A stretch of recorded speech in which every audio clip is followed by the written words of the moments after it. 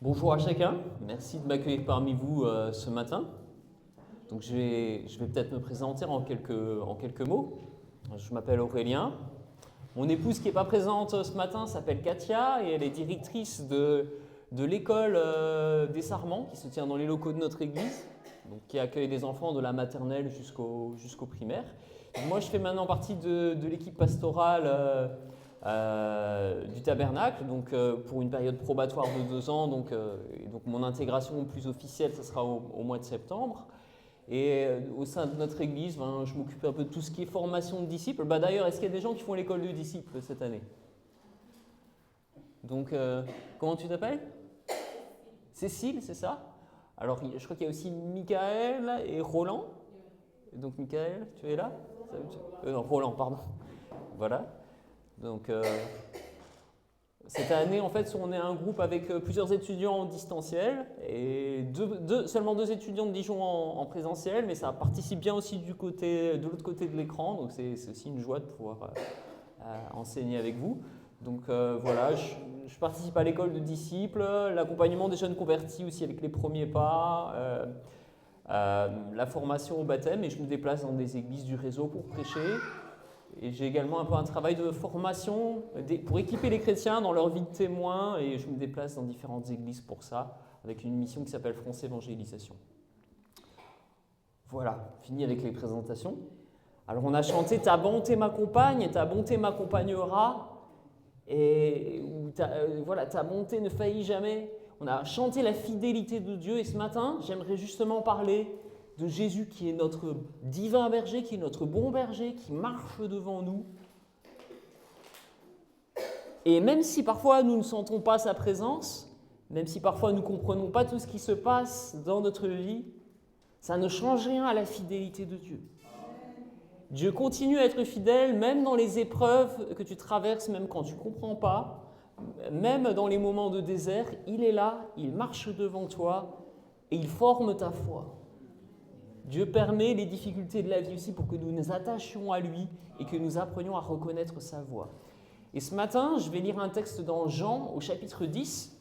Ceux qui ont une Bible en papier ou sur portable, vous pouvez suivre dans vos Bibles. Alors ceux qui m'ont déjà entendu prêcher ou qui m'ont entendu en tant que formateur, ça aussi que j'aime bien poser des questions pendant une prédication. Donc si je vous pose des questions, vous avez le droit de répondre. Et j'aime bien, ça rend les choses plus vivantes.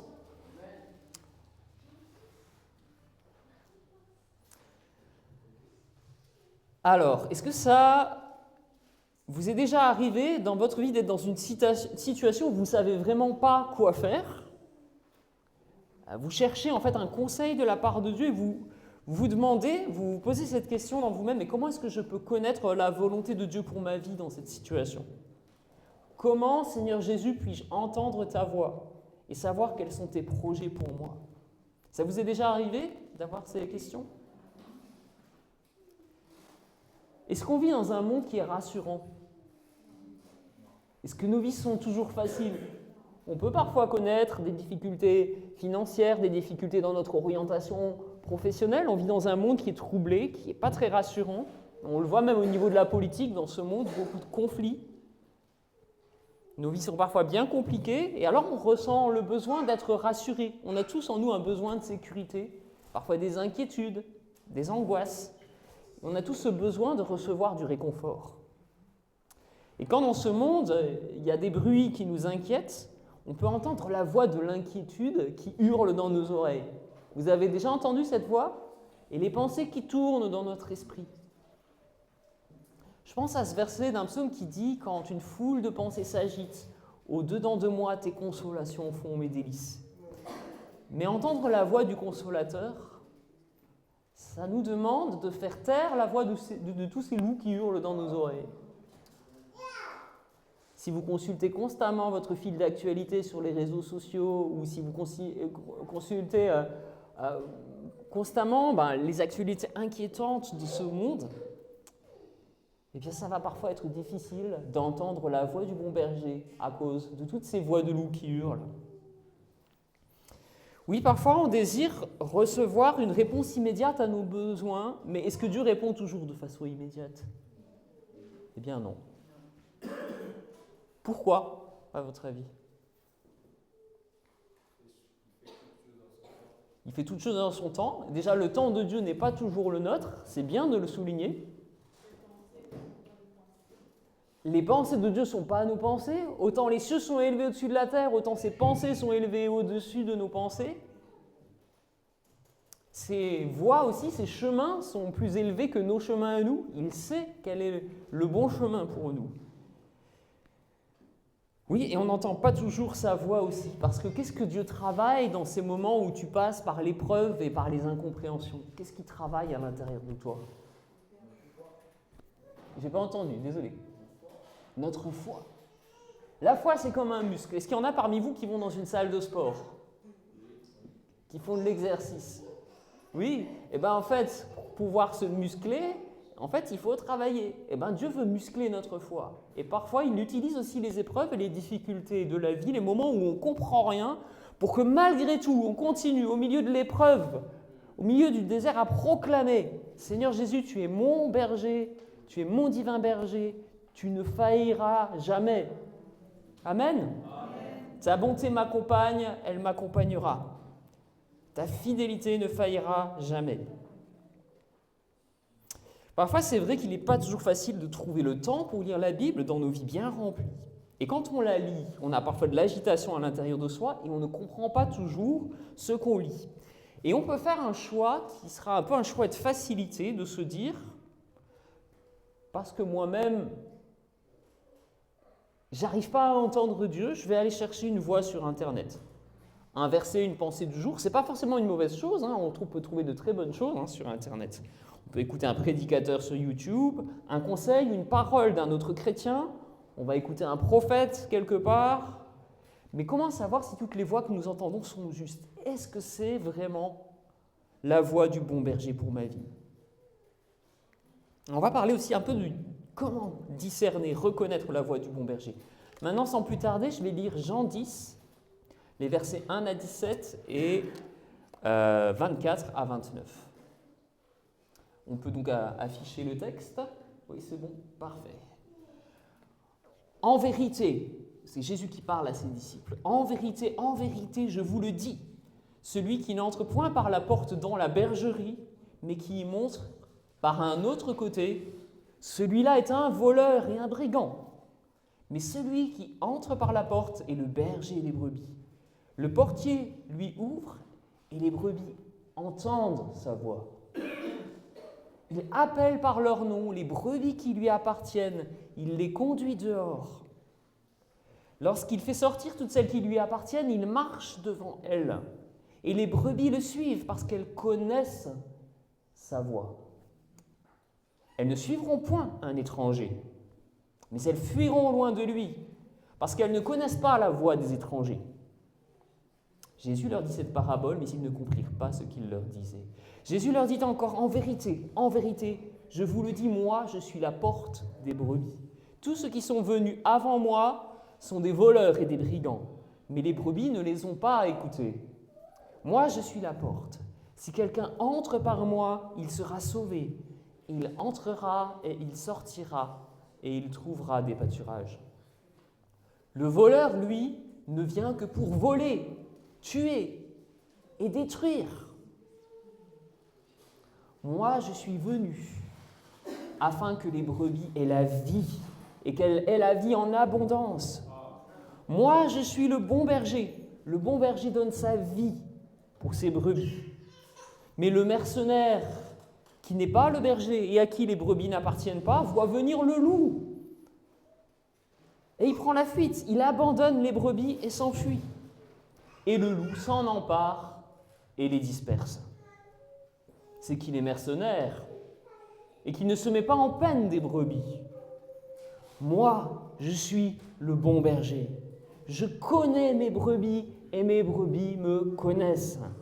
Comme le Père me connaît et comme je connais le Père. Et je donne ma vie pour mes brebis.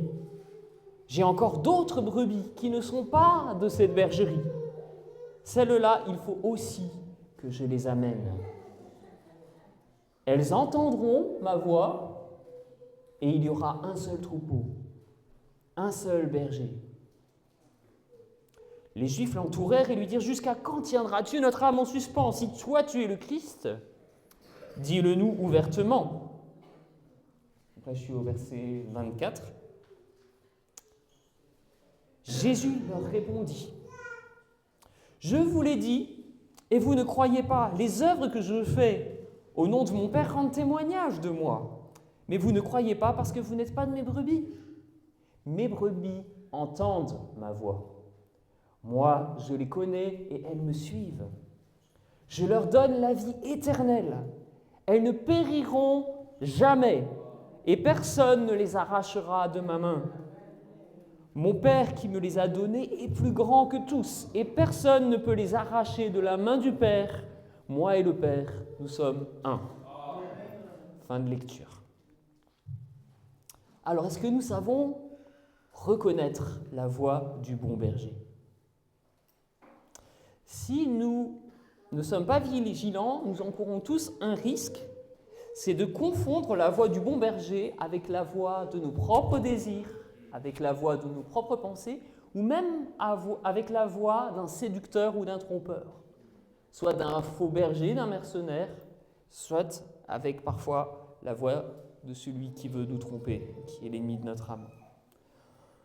Alors comment discerner si une voix intérieure, une pensée que nous avons dans notre esprit, un conseil, un message, une parole vient de Dieu ou pas?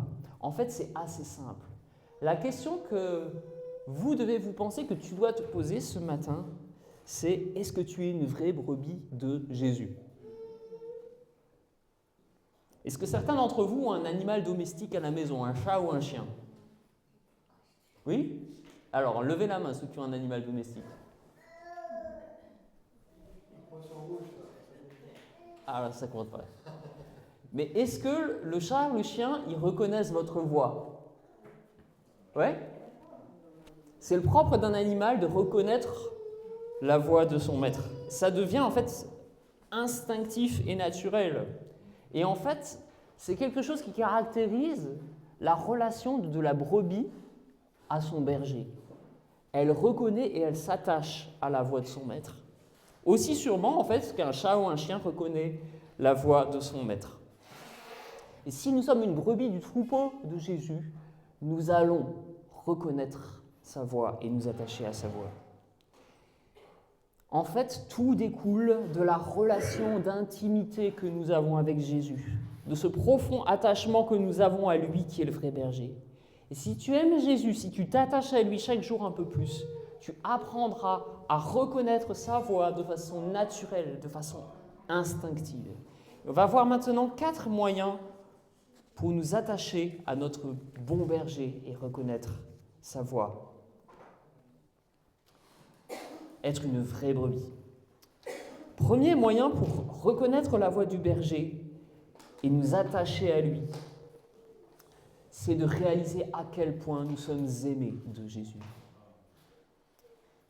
Parfois, nous ne reconnaissons plus la voix du bon berger parce que nous oublions à quel point il nous aime. Jésus a dit « Moi, je suis le bon berger, je connais mes brebis et mes brebis me connaissent, comme le Père me connaît et comme je connais le Père, et je donne ma vie pour mes brebis. » Et encore, le berger des brebis appelle par leur nom les brebis qui lui appartiennent et les conduit dehors. Alors, brebis de l'église de Châlons, comment est-ce que tu connais ton bon berger ce matin? De quelle façon tu le connais? Qu'est-ce que ça signifie connaître le bon berger, connaître Jésus? Avoir une relation, une intimité avec lui. En fait, connaître le bon berger, c'est vrai, c'est exactement cela. On peut savoir plein de choses sur Jésus sans réellement le connaître. On peut avoir des informations justes sur Jésus, savoir des choses, mais ça reste dans la tête. Il faut que ça descende dans le cœur. On peut avoir reçu plein de polycopiés avec des informations sur Jésus, connaître par cœur sa Bible, avoir entendu de très bons messages à son sujet, mais l'intimité, c'est la relation personnelle que vous allez construire avec Jésus. Et cette relation va grandir même à travers l'épreuve. C'est cette relation de profond attachement. Et je ne sais pas si vous savez ce que signifie le verbe connaître en hébreu, mais c'est un mot très riche en hébreu. En hébreu,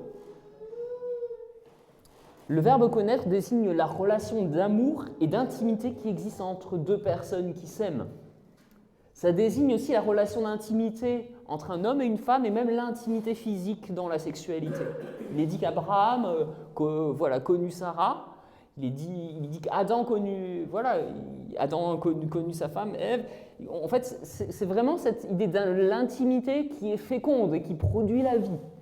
Et c'est à ce niveau de relation en fait que Dieu veut nous conduire avec lui. Est-ce que nous avons cette qualité d'intimité avec Jésus? Est-ce que ce matin, tu as cette qualité d'intimité avec Jésus? On est tous en fait appelés à grandir, moi y compris, grandir dans cette relation de connaissance intime et profonde de Jésus qui est le berger de notre âme.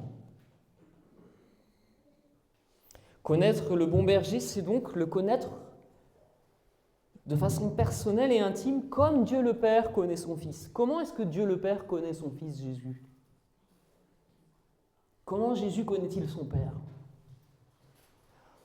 En fait, ce qui est très touchant quand vous lisez les évangiles, en particulier l'évangile de Jean, c'est cette qualité de complicité qui unit Jésus le Fils avec son Père. Et c'est à cette qualité de relation et de connexion qui existe entre Jésus et son Père que nous sommes aussi appelés. Le connaître lui personnellement et intimement comme lui nous connaît. Comment Dieu le Père connaît-il Jésus son Fils?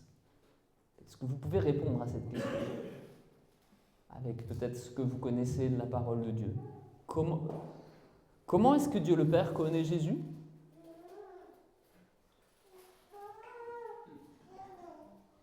Alors j'aimerais vous tester sur un passage des Écritures qui est le moment où Jésus a été baptisé. Qu'est-ce qui se passe à ce moment-là? Celui-ci est mon fils bien-aimé, en qui j'ai mis toute mon affection. C'est ça, oui.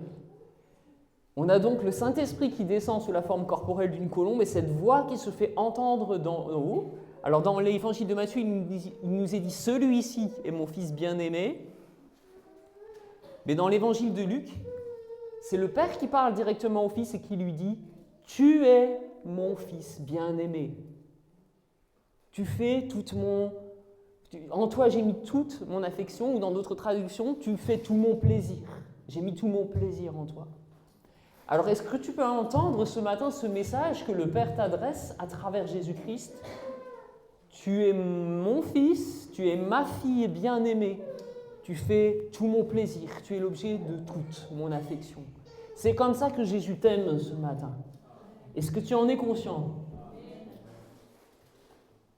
Alors tu vas dire à ton voisin, j'ai un message de Jésus pour toi ce matin.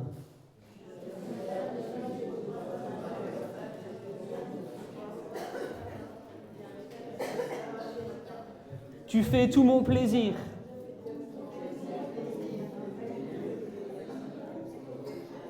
Quand je te vois, mon visage rayonne de joie. Je t'aime comme mon fils, je t'aime comme ma fille.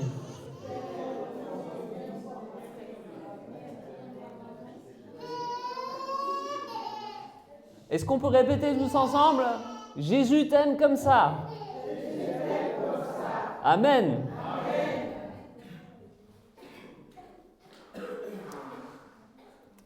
Alors, un berger connaît sa brebis de façon intime. Il n'ouvre pas le dictionnaire, il n'ouvre pas le petit Larousse pour en savoir davantage sur ses brebis.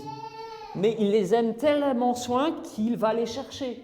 Quand elle s'égare, quand elle est perdue, quand elle est coincée dans un buisson de ronces, il va la chercher. Il la conduit dans des bons pâturages, il la soigne si elle est blessée, il la nourrit. Et Jésus aussi nous connaît comme ça. Il vient nous chercher quand nous sommes perdus, il nous arrache des griffes du diable, il nous arrache des mensonges des faux prophètes, il nous soigne et il nous nourrit. Connaître Jésus, le connaître vraiment, c'est le connaître comme ton sauveur, celui qui a donné sa vie pour toi. le connaître comme ton conducteur, ton guide et ton berger.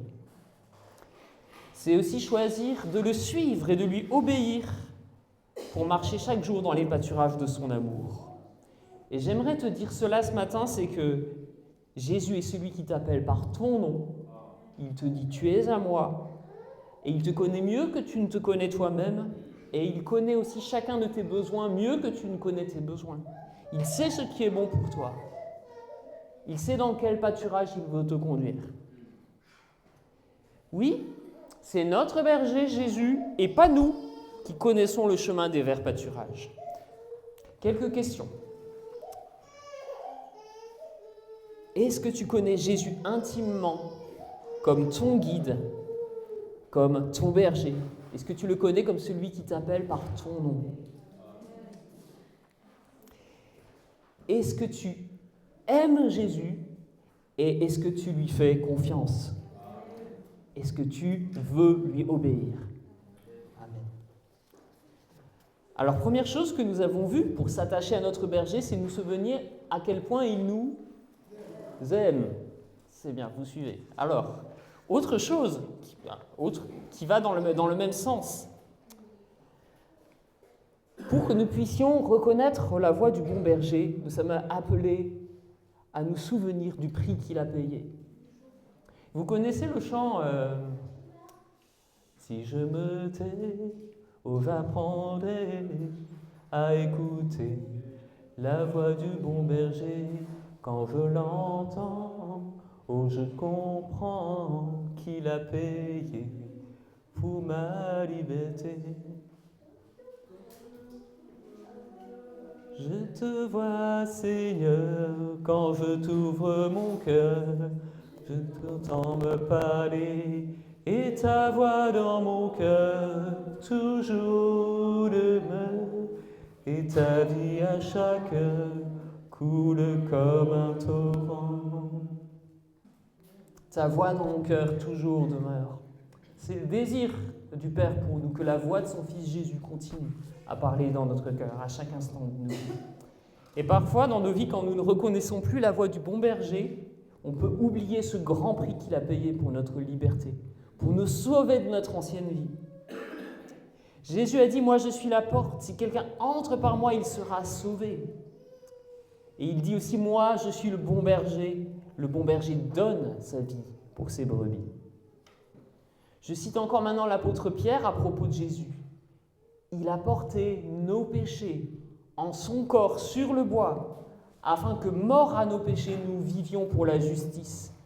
Lui dont la meurtrissure nous a guéris. Car vous étiez autrefois comme des brebis errantes, des brebis perdues. Chacun suivait sa propre voie. Mais maintenant, vous êtes retournés vers le berger et le gardien de vos âmes. Amen. Alors, brebis de l'église de Châlons, est-ce que tu es rentré par la porte? Mais qu'est-ce que ça signifie entrer par la porte? Eh bien, entrer par la porte qui est Jésus, c'est avoir compris son amour pour nous. C'est réaliser à quel point il a souffert par amour pour nous, quel grand prix il a payé pour nous donner une place dans son troupeau à lui, le troupeau de sa bergerie. Entrer par la porte qui est Jésus, c'est réaliser aussi que si Jésus n'avait pas payé ce prix-là, où serions-nous maintenant? Où serions-nous? Perdus dans le brouillard, sans direction, encore captifs, liés par notre péché, et non pas sous le regard favorable de Dieu et bien-aimés de lui, nous serions encore sous la colère de Dieu, séparés de Dieu, perdus dans la nuit du péché. Entrer par la porte de Jésus, cela signifie passer par la croix. Et c'est au pied de la croix de Jésus que nous réalisons que c'est lui qui a payé la juste punition que notre faute méritait. La punition que nous méritions, c'est Jésus qui l'a payée à notre place sur la croix. Lui, le juste, a été crucifié pour toi qui sans Dieu, est injuste, incapable de justice. Lui qui est pur, a payé le prix pour te purifier, toi qui sans lui serais encore impur. Lui, le Fils obéissant, a mené la vie d'obéissance parfaite que tu es tu es incapable de mener parce que nous sommes incapables d'obéir sans l'Esprit de Dieu. C'est lui qui nous a permis de renoncer à notre ancienne vie pour pouvoir le suivre. Enfin, entrer par la porte, Jésus s'est réalisé que s'il t'aime tellement, au point qu'il a donné sa vie pour toi, c'est certainement pas pour te laisser mourir de faim et de ne pas s'occuper de tes besoins. S'il a donné le grand prix pour te sauver et t'arracher à la nuit de péché, il ne va pas te laisser tomber maintenant. Mais il désire t'amener dans les verts pâturages. Parce que lui qui est la porte, qui nous sauve, il est aussi le bon berger qui nous conduit. Lui qui a donné sa vie pour nous sauver veut aussi nous donner l'abondance. Est-ce qu'on peut le dire ce matin? Dieu veut nous donner une vie d'abondance. Ça ne veut pas dire que tu ne connaîtras jamais des épreuves, des difficultés, mais ça veut dire que Dieu pourvoira toujours à tes besoins, comme il s'est occupé de son peuple dans le désert. Lui qui est le berger d'Israël est aussi notre berger. Alors, une question pour toi ce matin. Est-ce que tu te souviens du grand prix que Jésus a payé pour te délivrer de ton ancienne vie de brebis perdues, de brebis sans berger? Le prix qu'il a payé pour te ramener à la maison du Père. Est-ce que tu lui dis encore merci pour ça? Nous sommes aussi là pour ça ce matin, le remercier pour sa fidélité. Et en fait, j'aimerais vous dire ceci, c'est que la reconnaissance, le fait de dire merci à Dieu pour ce qu'il a fait, pour qui il est un bon remède pour faire taire certaines voix qui nous empêchent d'entendre la voix du bon berger, comme la voix de l'inquiétude, comme la voix du doute, la voix de la frustration, de l'insatisfaction. On a tous ces voix en nous de temps en temps, c'est naturel. Mais du coup, quand tu as en toi la voix du doute, de l'inquiétude, au lieu de garder tout ça pour toi, viens confier tous ces doutes, toutes ces inquiétudes à Dieu et proclamer qu'il est pour toi. Il ne change pas, il est l'alpha et l'oméga, le commencement et la fin. Il est le même hier, aujourd'hui et éternellement. Alors, est-ce que Jésus te suffit ce matin? Ou est-ce que tu penses que tu as besoin de plus? La croix de Jésus nous suffit. Et sa présence à nos vies nous suffit. Donc, alors, Église de Chalon, vous suivez? Vous êtes toujours avec moi? Alors, une brebis, pour s'attacher à la voix du bon berger, elle doit réaliser à quel point elle est aimée. Elle doit se souvenir du prix qu'il a payé. Troisièmement, une brebis qui s'attache à la voix du bon berger apprend à discerner les faux évangiles et les faux bergers. Ça existe des faux bergers. Jésus a dit, ceux qui n'entrent pas par la porte dans la bergerie, mais qui y montrent par un autre côté, celui-là est un voleur et un brigand. Mais celui qui entre par la porte est le berger des brebis. On l'a dit, Jésus est à la fois la porte des brebis, le berger des brebis. Mais il y a dans le milieu chrétien des vrais bergers et des faux bergers, des vrais pasteurs et des faux pasteurs, des vrais docteurs et des faux docteurs, des vrais prophètes et des faux prophètes. Comment faire la différence? Comment distinguer, à votre avis? Le Saint-Esprit, effectivement. Par leurs fruits. Qu'est-ce que leur vie montre? Qu'est-ce que leur vie démontre? L'orgueil, ouais, ça aussi, c'est quelque chose. Si quelqu'un, en fait, se préoccupe juste de sa propre image, de quoi se préoccupe, en fait, le vrai berger?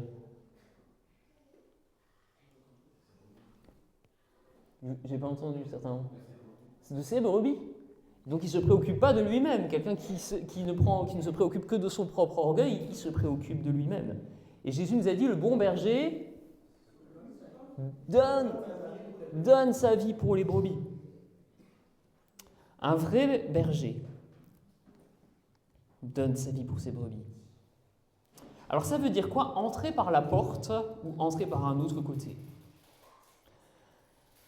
Un vrai berger qui entre par la porte dans la bergerie, c'est quelqu'un qui suit l'exemple de Jésus. Alors vous savez que l'apôtre Pierre, Jésus lui a dit « Prends soin de mes brebis, paie mes brebis ».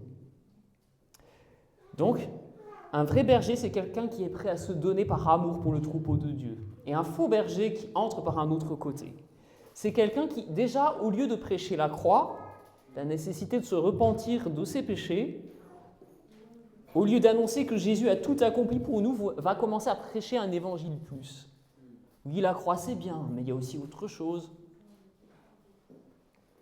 La croix ne te suffit pas. Tu as besoin dans ta vie de toujours plus de miracles, toujours plus de guérisons, toujours plus de victoires. Et surtout, ça c'est en fait, est-ce que Dieu veut nous guérir? Est-ce que Dieu veut nous libérer? Oui. Mais parfois, il permet aussi, dans notre vie, des épreuves. Et il ne répond pas toujours. Parfois, il ne répond pas toujours tout de suite. Il ne résout pas toujours tous nos problèmes dans l'immédiat. Mais un faux berger va dire, en fait, si le miracle n'arrive pas dans ta vie, c'est parce que tu manques de foi. Donc, qu'est-ce qu'il est en train de faire, ce faux berger? Il est en train de te pointer du doigt et de t'accuser. Si dans ta vie, tu ne connais pas de libération, de guérison immédiate, c'est que tu manques de foi. Est-ce que c'est la voie du bon berger, ça? C'est une voie d'accusation, ce n'est pas une voie d'amour. Il y a aussi le discours du développement personnel qu'on entend beaucoup dans notre société et qui imprègne le discours des faux bergers. Et alors, en fait, non, Jésus n'est pas seulement venu pour te délivrer du problème du péché dans ta vie, mais il est venu pour t'aider à devenir la meilleure version de toi-même. Avec Jésus, tu vas devenir un super-héros. Avec Jésus, tu vas toujours tout réussir tout le temps. Tu n'auras jamais de difficultés. Ça aussi, c'est un évangile plus. On n'est plus dans la simplicité de l'évangile.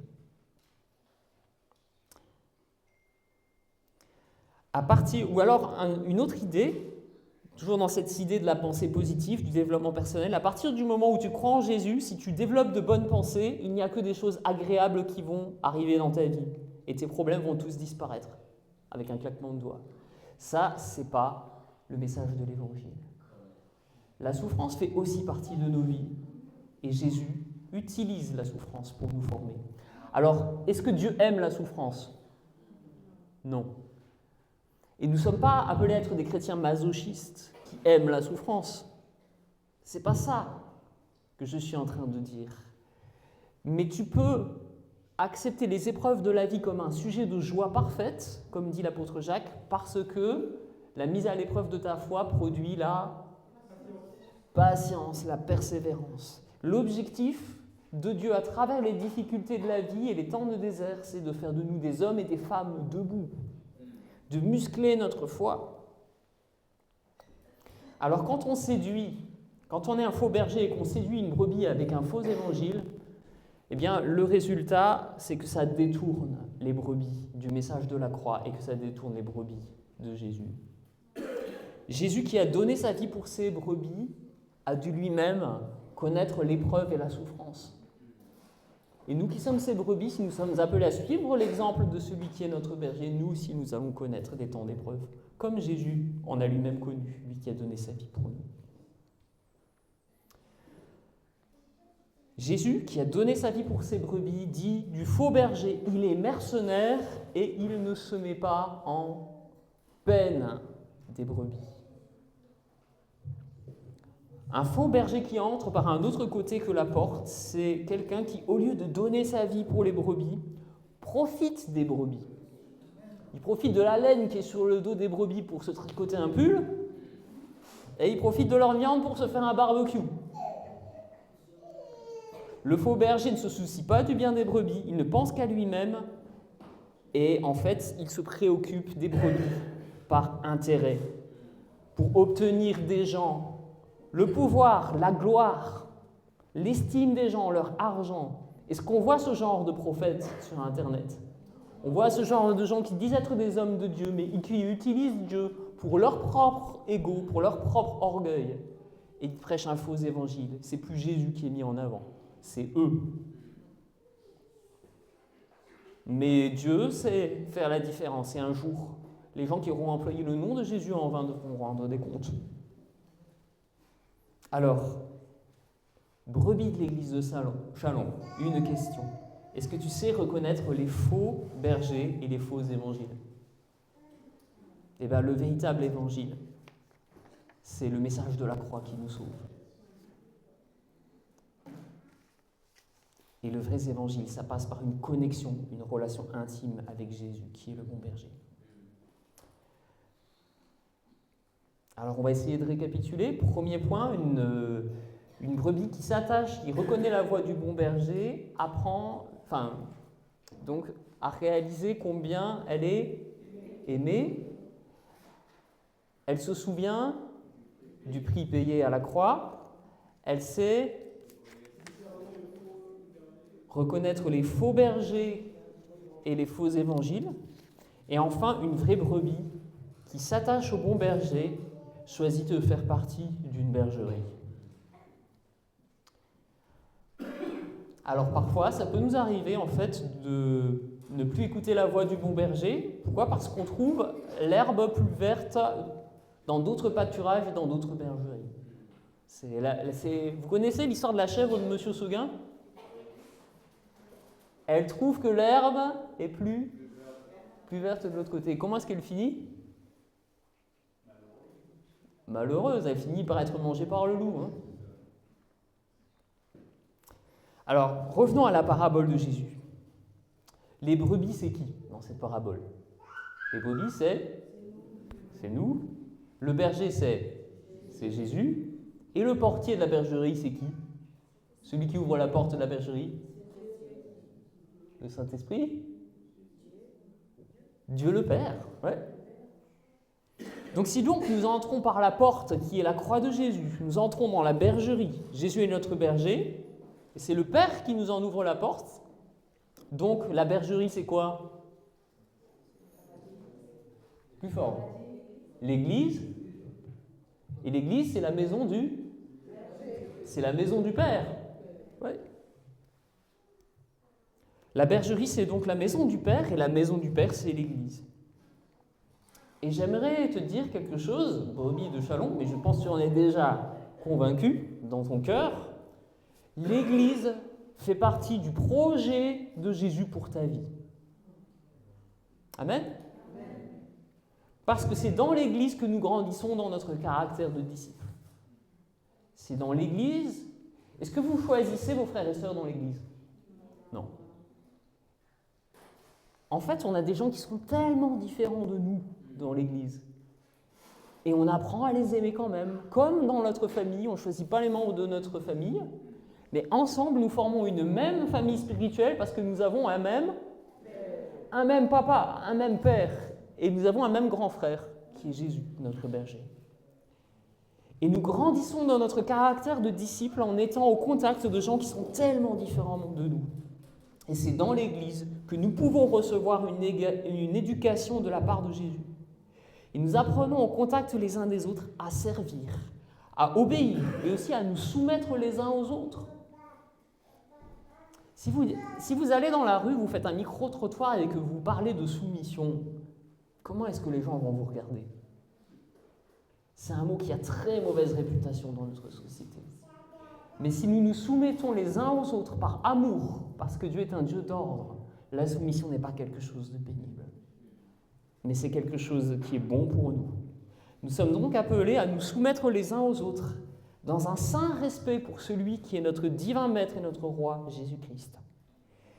Et j'aimerais dire ceci ce matin, c'est que l'Église n'est pas une option facultative pour le vrai disciple de Jésus, mais c'est vraiment le lieu où nous apprenons à reconnaître la voix de Jésus. Et c'est là que Dieu, par son Esprit, nous fait entendre un message qui nous est adapté et qui est utile à notre bien.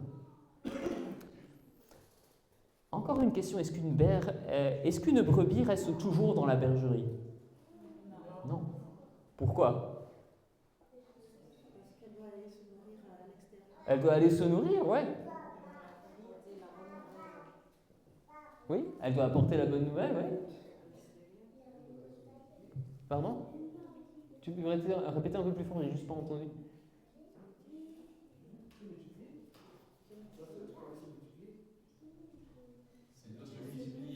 Ah, ils se multiplier, oui, exactement. On est appelé à apporter la vie dans ce monde. Eh bien, nous aussi, en fait, on ne va pas rester dans les murs de notre église toute la semaine. Quand vous allez ressortir d'ici, vous allez être envoyé par le bon berger dans le monde pour pouvoir apporter aussi son amour dans le monde. Jésus est aussi celui qui fait sortir le troupeau à sa suite. Et c'est pour ça que Jésus dit à ses brebis, elle entrera la brebis, elle sortira et elle trouvera des pâturages. Et nous aussi, dimanche après dimanche, nous ressortons de la bergerie, guidés par les paroles de Jésus que nous avons reçues et qui sont comme une lumière sur notre chemin et qui nous montrent la voie. Et nous marchons dans ce monde selon la volonté de Jésus, selon sa direction, dans son obéissance sur les pâturages qu'il a lui-même choisis pour nous. Alors j'aimerais revenir à cette histoire de la chèvre du monsieur Seguin. La pauvre chèvre trouvait que l'herbe était un peu plus verte de l'autre côté de la clôture. Et en s'aventurant de l'autre côté, elle s'est perdue et elle a fini dévorée par le grand méchant loup. Est-ce que vous savez quelle est la stratégie d'un loup pour pouvoir manger des brebis? Il les sépare. Quelle est la force d'un troupeau de brebis? Le fait d'être ensemble, c'est ça. C'est pareil pour les poissons, les bancs de poissons, c'est pareil en fait pour les vols d'oiseaux. Pour pouvoir, les vols de petits oiseaux, pour pouvoir être protégés des prédateurs, c'est rester ensemble, rester unis. Ben, la stratégie du loup, c'est de disperser le troupeau. Donc le loup affole la brebis et il court pour pouvoir la détacher du troupeau. Et quand il l'a détouchée, il lui saute à la gorge, il la saigne et il la dévore. Et Jésus nous parle dans cette parabole des loups ravisseurs qui veulent voler les brebis et les amener loin de la bergerie. Et le diable, qui rôde comme un loup, cherche à diviser l'Église et à isoler les brebis. Alors, un message pour nous ce matin, c'est restons unis les uns aux autres. Aimons-nous les uns les autres. Apprenons à nous soumettre les uns aux autres, à nous servir les uns les autres. Aimons l'Église, aimons les autres brebis de notre bergerie qui sont nos frères, nos sœurs en Christ. Brebis de l'Église de Châlons, est-ce que vous vous aimez les uns les autres? Est-ce que vous vous invitez les uns les autres à manger à la maison? L'Église, ce n'est pas juste le dimanche, c'est une famille qui vit ensemble toute la semaine.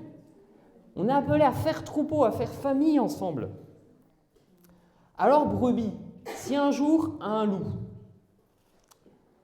un prophète de passage te dit qu'il y a une réunion dans une chaumière, ou un prédicateur sur Internet, en fait, vient t'annoncer des messages qui sont très séduisants, est-ce que tu vas être vigilant? En fait, si un jour un loup te propose de participer à une surprise party avec barbecue dans un ravin, tu vas lui répondre quoi? Fais attention que ce ne soit pas toi qui termine en méchoui. Jésus a dit, gardez-vous des faux prophètes. Ils viennent à vous déguisés en brebis, en vêtements de brebis, mais au-dedans, ce sont des loups ravisseurs. Je pose maintenant encore quelques questions. Est-ce que parfois ça t'est arrivé de trouver l'herbe plus verte ailleurs que dans ton église? N'oublie pas ceci, une brebis qui refuse de vivre l'église n'appartient pas au troupeau de Dieu. Est-ce que ça vous est arrivé de nourrir aussi l'illusion d'une église parfaite? J'aimerais vous faire une confession ce matin, je ne suis pas parfait. Donc à partir du moment où je mets le pied dans une église, elle est plus parfaite. Et c'est le cas pour chacun d'entre nous. L'église n'est pas un endroit où il n'y a que des gens parfaits. L'église, c'est un endroit où un ensemble de gens imparfaits se laisse transformer par Jésus. Et c'est un endroit où l'Esprit de Jésus est présent, où l'amour de Jésus est présent. L'église n'est pas un musée pour les saints, un endroit en fait avec des gens qui sont saints et qui ont plein de pins, de petites médailles de mérite. Là, regardez, moi j'ai tel don, moi j'ai reçu telle et telle capacité excellente pour Dieu, regarde comme je suis fort. Non, c'est pas ça. L'Église, ce n'est pas un musée pour les saints. L'Église, c'est un hôpital pour les pécheurs. Alors, à partir du moment où nous rentrons dans une église, elle n'est plus parfaite, et comme nous ne sommes pas parfaits, ne soyons pas trop rapides à juger nos frères et nos sœurs en Christ. Il est important que nous saisissions que c'est au milieu de l'église que nous avons choisie et dans laquelle nous décidons d'être fidèles que nous allons pouvoir grandir dans la foi, dans l'espérance et dans l'amour et dans la maturité du disciple.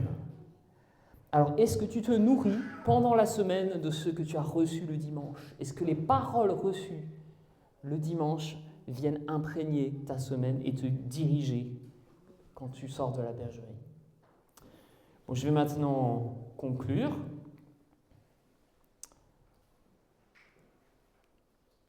Alors, n'oublions pas que c'est le bon berger qui connaît le chemin des verts pâturages pour notre vie. Les verts pâturages que Jésus nous propose, ce n'est pas forcément une vie de facilité, une vie sans souffrance, mais c'est une vie dans laquelle Dieu prend soin de nous.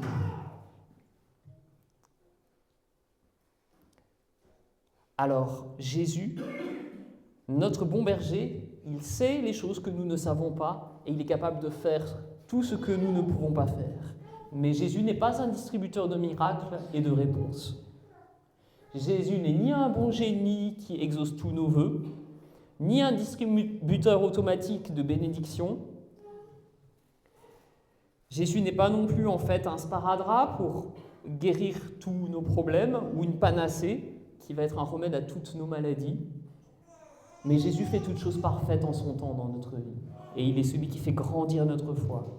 Et Jésus nous appelle, Jésus t'appelle ce matin à faire le choix d'une relation toujours plus profonde avec lui. À faire le choix d'une foi adulte. Et avoir une foi adulte, c'est aussi accepter dans nos vies qu'il y ait parfois des questions sans réponse, des problèmes sans solution, et même parfois des maladies sans guérison. Avoir une foi adulte, c'est accepter que Dieu est Dieu, il est souverain. On chantait tout à l'heure, l'agneau est souverain. Jésus a le droit de te répondre oui quand tu lui demandes quelque chose. Parfois, il a aussi le droit de te répondre non. Ou alors, il peut aussi te répondre « Attends, mon fils, attends, ma fille. Fais-moi confiance. Prends patience. Je m'occupe de toi. Si j'ai donné ma vie pour toi, c'est pas pour maintenant te laisser tomber. Je prends soin de tes besoins. Je suis le berger de ton âme. » Et Dieu prend soin de nous, même quand notre vie traverse le désert ou l'épreuve.